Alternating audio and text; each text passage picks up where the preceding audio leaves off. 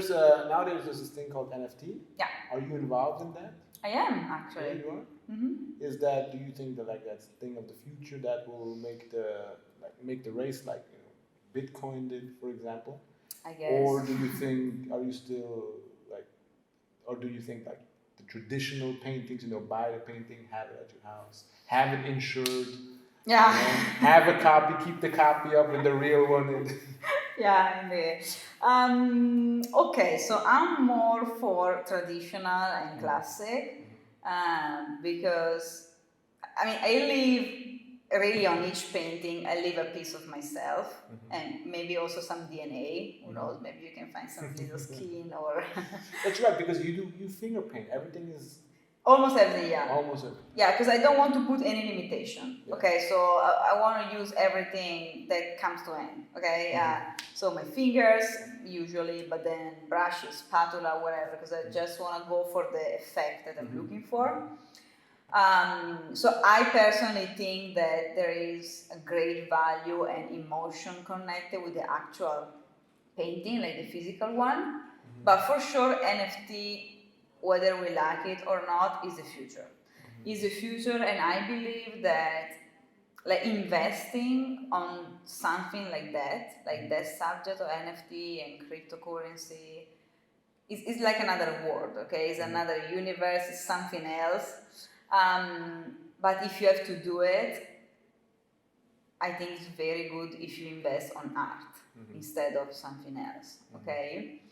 I began it not much, like 4 months ago, and I call it the upside down. In Stranger Things, with my NFT guy, I always call it the upside down because the type of people there are different type of collectors. They're different, okay. They're different, but very, of course, amazing people. Of course, and it's not up to me to judge. But different way of seeing things, and it's nice because now some people from the upside down are coming in the real world. So I have several collectors. They found me on the blockchains on NFT, and they became also collector of original paintings. So that's actually, I really like when this happens because it's not that I just own a picture. Okay, they really want to know me. It's a very interesting process. So they come to me, they will find me on this NFT website, one or the other, because I'm on several, I tend to be everywhere. And then say, I have the original NFT and I want the original painting. And when this match happens, it's super nice. It's a very nice feeling. I can imagine. Yeah, but to go back to your question, I think it's the future, and I think it's absolutely something to invest on. Something to keep in mind. Yeah. We better invest in Chiara now before she's too expensive and unaffordable for everyday people. You never know. So you're a self-made woman, self-made artist. Actually, everything that you achieved on your own. Trials and lessons and tribulations, mistakes you had to do. And now you started outsourcing certain aspects of your business, as you told me before. How's that come for you? Is that working well? It's working very well, actually. I needed. At some point, it came like naturally. Okay. And I can imagine that it also helps you focus on painting more than having to do everything else. I think that's the biggest event. What I can imagine. Yeah, that's the key, and that's the reason why. There's one aspect that I really was thinking about a lot that I wanted to understand regarding your art, and that was, you start something as a hobby. You're passionate about something, so you do it. And then at some point you see, okay, you can make a living off of it. And then, of course, I can imagine in the beginning it's a lot of fun. Like you get the first payments. You're like, what? Like you said before, like you do $65 for a drawing, and then it starts to develop and grow. Did you encounter a point where, you lost a bit of a passion for it because you had so much business involved, or is it like on the first day? Is it still like this what you love to do and wouldn't want to do anything else? I never lose my passion, that's for sure. but unfortunately, without a team or people supporting me, it can get a little bit confused with other things. They're more involved with like working, like the job aspect. So I'm always super passionate and I always love what I do. But I understand now that things are getting so big, and my attention sometimes is a little bit, stuck to some things instead of. It's in a different way. For at least my passion never leave me, but yeah, I require some help. What about your inspiration? Like, where do I get it, or how it comes? I mean, I just know it for myself. Like, I'm passionate about something, but when you get like too into it and there's like too many things that you think about, then sometimes you like, ugh, I don't feel like, or you have to pull yourself together and just do it. It'll come. Unfortunately, stress is part of everybody's life, and mainly when it comes to working. However, my inspiration is always there, always super high. I don't even know how, like a psychedelic thing, even if I don't take any weird. But the inspiration is always there. It can come from different sources or reasons, but it's always there, at least. Okay. Yeah. So, do you paint every day? I work on I have a crazy schedule and a crazy way of approaching things. So, for example, for a set period of time, meaning months or weeks, I will paint like 9 to 10 hours a day, every day, 2 weeks. And then I try to take some rest in between. I have a kind of almost a violent approach with my works. Like, for example, I do a painting and I have an idea, so I begin another canvas because I wanted to explore that idea, but the painting are connected. I don't know. I think I need like a bigger studio and more arms and fingers. So I don't even know how to explain my process, but I'm trying to be very productive and prolific. So yeah. Okay. Coming to that also, right now you are involved or participating in a project that is building a support system for female refugees that have been a victim of sexual abuse or domestic violence. Yeah. How did you get involved in that? Because that's a big jump from 9 to 10 hours productivity, work, bright experts, and now NFT and and everything. I think it's still connected. So in 2019, I had the show in Zurich, and then the same team of the gallery are now running this project, and they're taking very good care of it. So they contact me because I always express my interest in women. There is also a very personal thing connected with it. I'm not sure if I'm ready to talk about it, but I'm very sensitive for this, and it's I think it's a very important part of my life. So, and also if you see like in my portfolio, I paint a lot of women, whether faces, nudes, like women, like the female figure is very important for me. First of all, it's much more beautiful to paint than. I agree. Yeah, I'm sure you do. But also, what it represents in society is very, very, very important to me. So when they approached me, I just couldn't say no because it was perfect. Like, it made total sense with my path, like with the direction I was going to with my career. So it came in at the perfect moment. So how are you involved in this project? What does that? I mean, how does it unfold?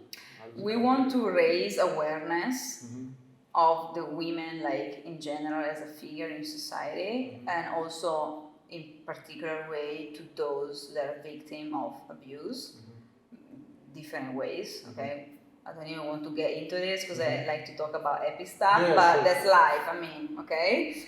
Okay, so we are organizing a series of events in the Zurich area. So we're gonna find always beautiful location, the perfect location, and we're gonna address this problem. Yeah. That's very nice. So you're also that's like your social call. also like doing something for society and I think that every artist should do this. I mean, it's not just about selling. I mean, yeah, sure. Well, I think you also need like a certain level of well, maybe celebrity status is not the right, but like people have to know you. You know, you have to be able to do an impact with the people. People be like, oh, what Chiara Magni is doing. Okay, I want to be a part of it. I want to hear about that. I want to go support. I want like if you're a nobody, then of course that doesn't work. Yeah.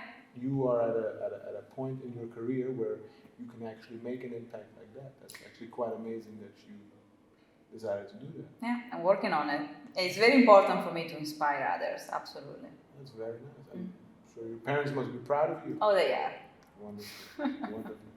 Okay, so we also talked about your art a lot. I had some questions about your art. You covered that. Emotions is a very strong thing. Yeah. Are you an emotional person? Too much. Too much. What is? When do we reach too much? Oh, when do we reach too much?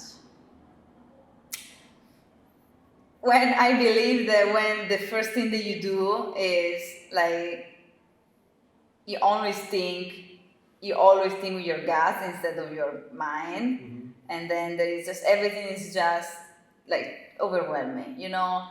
Probably that's part of being an artist. I don't know. Maybe that's something that I should just carry with me. And well, you still have both ears, yeah? Yeah.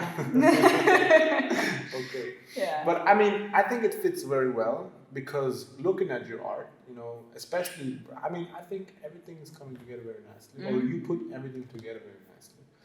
It's very harmonious, extremely harmonious, but like, you know, the colors, the emotions, the this, it's very extreme, but it's harmonious, it fits together. Okay. You know, so like bright expressionism, if we look at that painting, what is that painting called? This is called Strawberry Lake, and it is inspired by a picture I took of the Garda Lake where I live. And since lately I'm totally fixated with pink, as you can tell, I'm doing this little like experimentation with pink tones, which I almost never use because I always go blue like crazy, like always blue. Everything is blue, everything. But then I say, well, pink is very nice. So yeah, this is actually a sunset and is much more dramatic than it was actually in real life, of course. I couldn't tell. Yeah. But you know, I really wanted to put I really like to put very saturated, vivid color. Everything is so strong and unmistakable. Like you cannot wonder. It's so obvious and so open, but at the same time, I think there are so many connections that you can see as an observer. So that's why, like, when I do a painting, I'm like, okay, emotion. So this is the emotion of the painting. Boom. It's not something. But at the same time, there are so many levels of understanding that you can go deeper and deeper when you look at a painting. So I like to leave some little question marks, you know, like some little places on my painting where you can have your own interpretation. Yeah. I like people to understand my art from the viewpoint, personal viewpoint. But at the same time, I really try to put very strong emotion in my art. You know, your art often reminds me of this movie. I can't think of the name right now, but it's this movie with Robin Williams, where yeah. You know which one? The one in the park that goes on in heaven. I love the movie. The children. I know the title in Italian, not Beyond Dreams or something like that. In Italian is Al di là dei sogni, something with dreams. In German it's Over the Horizon. Esatto, so I think it's Beyond Dream or something like that, yeah. I love the movie and I cry so much when I look at it. Two of us. Yeah, I love it. It's so spiritual and the entire movie is like a painting. Exactly. But you know that I cry so much, like I even cry right now thinking about it. I love the movie too. Yeah, well, I love it too. It's a great movie. I was thinking to recreate actually the painting that she's doing in the movie. The one with the tree. Yeah. With the leaves on. I don't even know if I can do that. I mean, copyright. Of course, yeah. You can. I don't know, but yeah, I agree. Beautiful movie. So your art, when I saw your art the first time, especially the landscape ones, you know, I'm always imagining. And the funny thing is, it starts off in Italy. No, it actually starts off in Locarno. Sì, in Svizzera. It starts in Locarno, on the lake. Sì. Oh, I love it. Don't make me cry. I'm gonna ruin my makeup. Oh, yeah, I'll stop. But yeah, thank you for recognizing that. No, It no means a lot to problem, me. no problem. Well, it was a very nice conversation with you. Yeah. Let us know when you come to Zurich, what your next programs are. I guess we can find everything on your website. Absolutely. Yeah. Mm-hmm. And for those who are interested in exploring, commissioned art, that's on your website as well. How do they contact you? Do they write you? They can send me an email. They can contact me via social media. Mm-hmm. I'm always very open, and I try to stay in touch with everybody. Yeah. Okay. Anything from you that you would like to add, that you would like to tell our viewers, your viewers, the international stage that you're on now? Well, I mean, it was nice to be able to share that I really open up. At the end of the day, I think that what really matters is to be an inspiration for others. Okay, so this is my path, is how I'm approaching things. There are many other ways to do it. Yes, of course. But I like to open up and tell my story because, I mean, if I can inspire even only one person, that's a lot, because the world is crazy lately and we need more art and more happiness and more colors. Absolutely. Same. So we end on that. Yeah. And it was a pleasure. Yeah, my